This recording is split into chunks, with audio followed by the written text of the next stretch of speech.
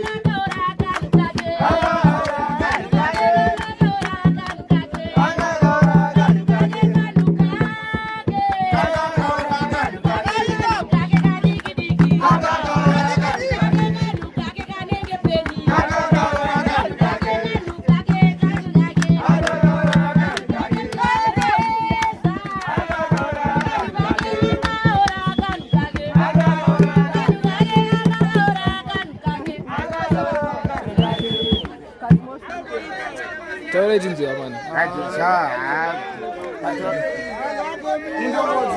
taguma kuva totaura kuti Joe Reza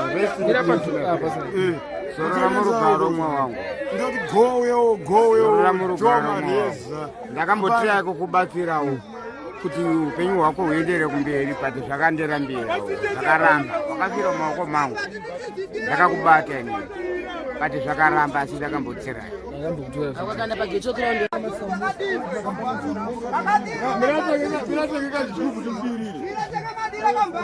karipo kachibhubhu baba tikawana chetu wakakanda kuti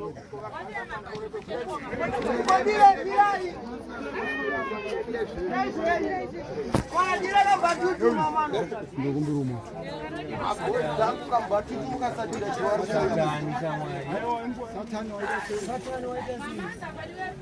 satani likuitwa rafu kumba ana wasifanya mari zangu kanaro mukira usika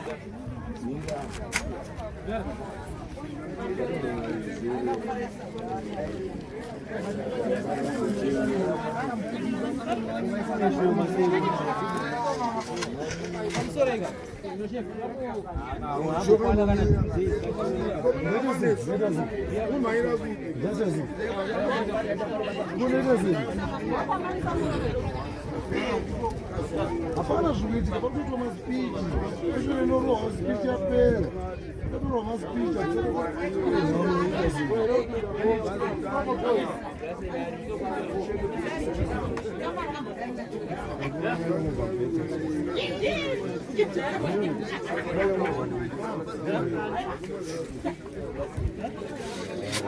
pamusoro yamane shamwari negai tokutendai nekuuya kwamaita masikati ano kuzobatsira kuvigawo muranda waJehovha uJonyama nekumuchema zvese zvamaita ivo Mwari vari kumusoro ngavakutungamirire pane zvese zvamuchaita. Tinongotiwo pese kwamuchaenda rudo rwamatiratidza nhasi kuzoradzika Jonyama murambe makadaro, ivo Mwari vanoona vakukomborerei. Haleluya. Jo akudzika pasi masikati ano. Tikangoti munhu akangoshaya kupfeka Kristu muupenyu hwake, zvokuti dai ari munhu akaziva kuti kuna Kristu, zvimwe dai nhasi tiri kutaura zvimwe. Saka ndikuti patichamudzikisa panapa, changokumbirwa hama iri panapa kuti ngatitsvagei Mwari nguva ichiripo, ngatitsvagei Jehovha mukati meupenyu hwedu kuti mazuva edu awedzero naye. Haleluya. Ndakusiyira nguva kuna mufundisi wangu kutaura 1 or 2 words asati adzikiswa mukoma. Tina evangelist Mbepo, ndichakusiyira nguva munhu waMwari. Tivaomberere vachitaura shoko.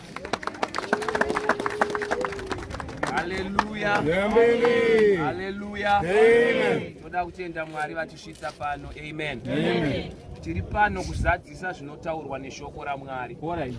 Tikaverenga Genesis chapter 2 verse 7, Bible rinoti Mwari akatora ivhu akaumba munhu.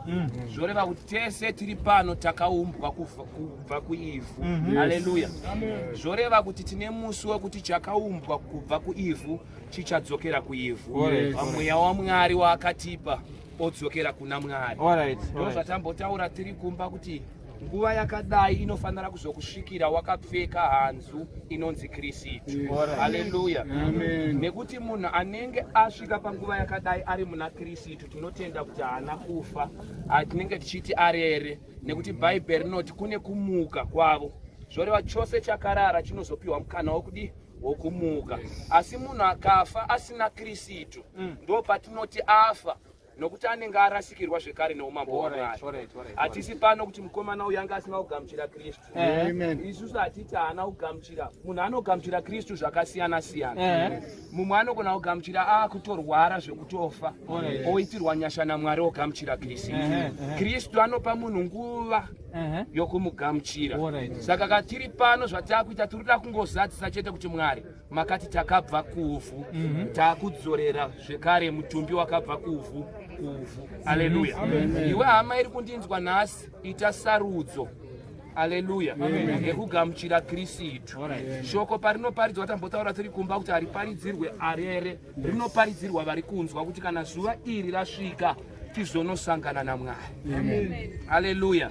Ndataura kuti zvatakangoita pano nhasi izvi zvinogona kuitikawo mangwana kumba kwako. Haleluya. Apa unoparidzirwa nambotaura zvinoita kunga zvisingauyi. Haleluya. Izvi zvine utano hwauinaho nekusimba kwawakaita kuti kakutaurira zverufa umbozvifunga kuti pamwe mangwana handiko. Saka paunoparidzirwa usambofunga kaviri, gamuchira Kristu nguva ichiripo. Haleluya. Kune vakafa vakangosimba, uyu tinogona kuti anga achirwara, ina handirwari, zvakati zvakati. Kune vakafa vakatongozvisimbira. Haleluya. Zvoreva kuti hatigamuchire Kristu nekuti arwara, tinogamuchira Kristu nekuti tinoziva kuti kune nyika ichada kuenda. Bhaibheri rinotaura muna Mapisarema 103 vhesi ya14 kuti rangarira kuti wakabva kuivhu. Haleluya. Pese paunofamba rangarira kuti uri ivhu. Kune musi wauchadzoserwa. Hazvinei nekuti wakamira sei, hazvinei nekuti uri ani, munhu wese achadzokera muvhu. Tinana Paul vakaparidza vatakuteverera izvezvi tichiparidza vakafushirwa. Tinana Peter vaita minana yaishamisa but vakafushirwa. Tinana Lazarus vakatombomutswa naKristu asi nhasi avako vakafushirwa zvekare. Zvoreva kuti rufu inzira yedu yokuenda nayo kuna Baba. Asi chinoitika kana tichinge tafa, chinozotiendesa kuna Baba zvinhu zvatakaita tichiri kurarama panyika ino. Uyu ari padhuze newoyo mude, nekuti tine mazuva mashoma okurarama panyika azere nokutambudzika. Bhaibheri rinoti muna Jobhu seruva munhu anosvava. Munhu ari padhuze newe chaunogona kuita chikuru kungoti tichiri vapenyu so ngatidananei. Haleluya. Rudo harudi kuzoratidzana tafa. Haleluya. Uyu ari padhuze newe mude. Haleluya. Mwari wenyasha vagotiitira zvakanaka. Ndoziva kuti kune vaitamba naJob vane nzira dzavo dzavaiita, vanenge vachiti munhu waMwari tine zvataiita naye, but hati tisati maita zvamaita regai titange taparidza Kristu kuti newewo uri mupenyu uchaunganirwa. Zvanga zvakanaka kuti uite sarudzo ugamuchire Kristu. Haleluya. Kuna Mwari hakunei nekuti wakambomira sei. Bhaibheri Paul watinotaura nezvake akanga ari mhondi, asi akatendeuka akagamuchirwa kuna Mwari. Hazvina basa kuti wakamboita chipfambi, hazvina basa kuti wakamboba, hazvinei nekuti uchiri mukuba izvezvi, asi Kristu anogona kukunzwira tsitsi nhasi akakugamuchira ukawana umambo hwokudenga. Haleluya. Hazvinei nezvauri, usazvitarisira pasi kuti inini ndiri murombo, Jesu ndewe varombo here? Jesu ndewe munhu wese. Ndataura paya ndiri kumba ndikati chinongodiwa kupfeka hanzu inonzi chi Kristu kuti uzokwanisa kupinda kudenga. Ndikapa mufananidzo ndikati kune mapurisa ane bhodhi inenge yangu. Haleluya. Zvekuti ukasangana naye parodhi unogona kumurwisa ukamukurira. Asi kana akanga apfeka uniform yechipurisa, usaite musara wokuda kurwa naye unenge wakusarwa naye unenge wakurwa nehurumende. Zvoreva kuti chinenge chakakosha hausi mutumbi wake inifomu yaakazopfeka. Zvoreva kuti bhodhi yako iwo haina kana basa, chinongodiwa kuti upfeke Kristu. Haleluya. Kune mauto ana mai ane kabhodhi kanenge kangu, asi kana achingofamba murodhi unogona kuita zvaunoda naye, asi ukamona apfeka kamafurashi iya, panapa izvezvi vakabudikira paumboda kuudzwa. Chero paine vadiki vakaita seni, so uniform iya inongokutaurira mavolumes. Zvoreva kuti kana uchinge wagamuchira Kristu, chero mhepo dzekumusha kwenyu dzinotonzwa mavolumes acho. Haleluya. Mweya isingade kuti ugare zvakanaka mumarriage inotonzwa mavolumes acho ekuti wakapfeka Kristu. Haleluya.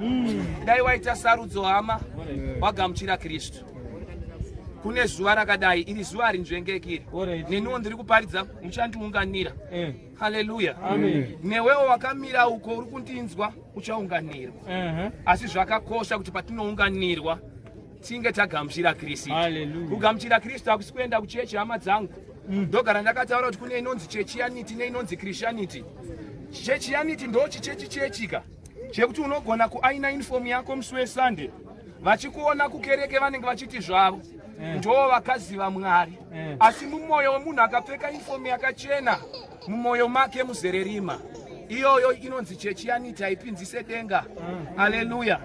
Kutenga uniform yachiremba hazvikuiti chiremba, zvinongokuita munhu akapfeka uniform yachiremba. Akupfeka uniform yechechi hazvikuite mutendi, zvinongokuitawo munhu akapfeka uniform yevatendi. Saka chinonzi mutendi kugamuchira Kristu. Haleluya. Saka tinavo vanogona kuaina mauniform hazvina kumboipa, vanogona kurukwa musoro hazvina kumboipa, vanogona kupoda hazvina kumboipa. Ngatipodeiwo nemwoyo yedu yogara yakachena. Haleluya. Denga isi wivi. Wivi ndiye pano unoita kuti uonekere. Asi kana takuenda kudenga, kana uri mukadzi umu vanogona kupoda zvikangosiya tavhara apa nedikita nechizva topera. Kristu haanei nazvo izvi. Chaanoda ndechekuti uri panyika wakaita here sarudzo. Isarudzo inoitwa kamwe chete haizoitwa apa. Haleluya. Ndambotaura ndiri kumba ndikati indaenda kuchikoro ndichitamba nechikoro. Ndikati taidzidziswa mupanda kana tiri kushona kuti kuna namuva nanamumi nanani. Taifunga kuti hazvina maturo nekuti musi weexam wakanga usati wasvika. Haleluya. Musi weexam wasvika takazoti tione kuti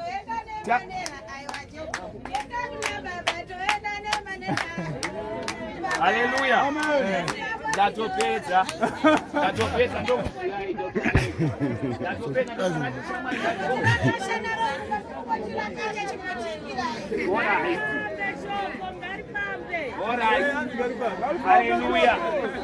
Haleluya.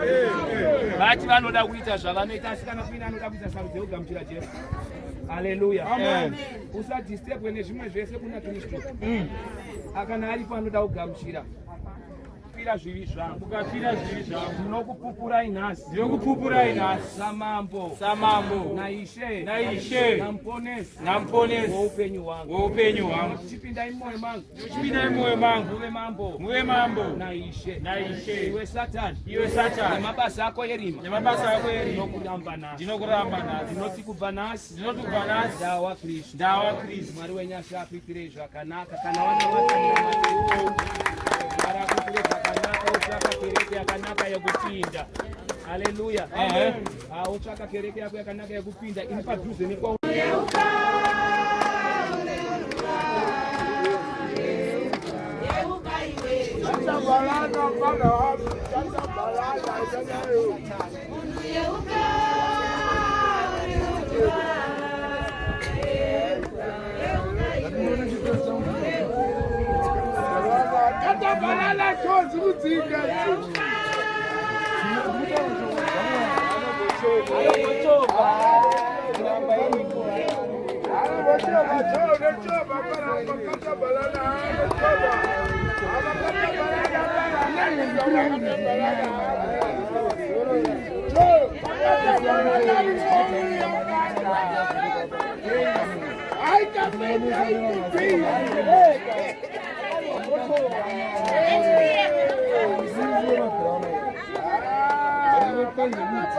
Para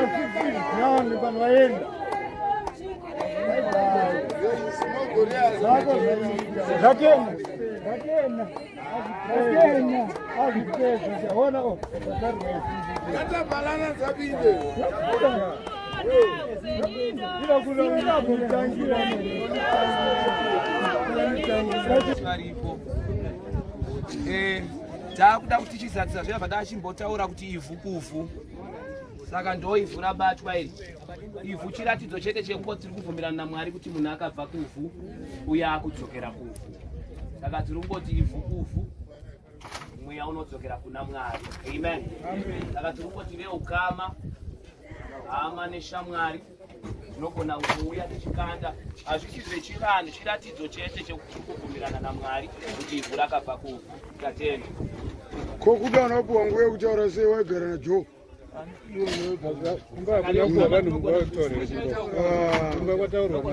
Ataura here kuda uyu. Imi musade kuvanza zvimwe zvinhu.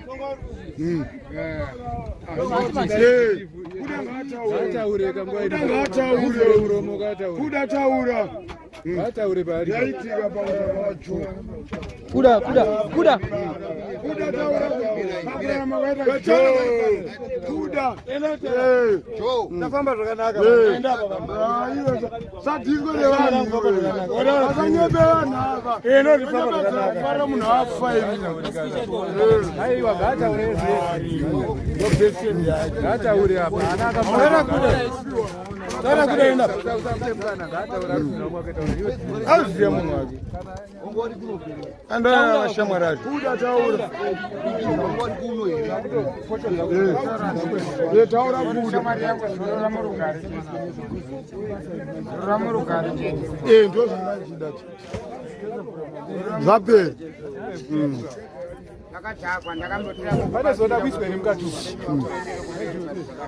Pane zoda kuiswa mukati. Ataura. Ataura. Varionera vanhu vachidati vanhu vataure kumbatu.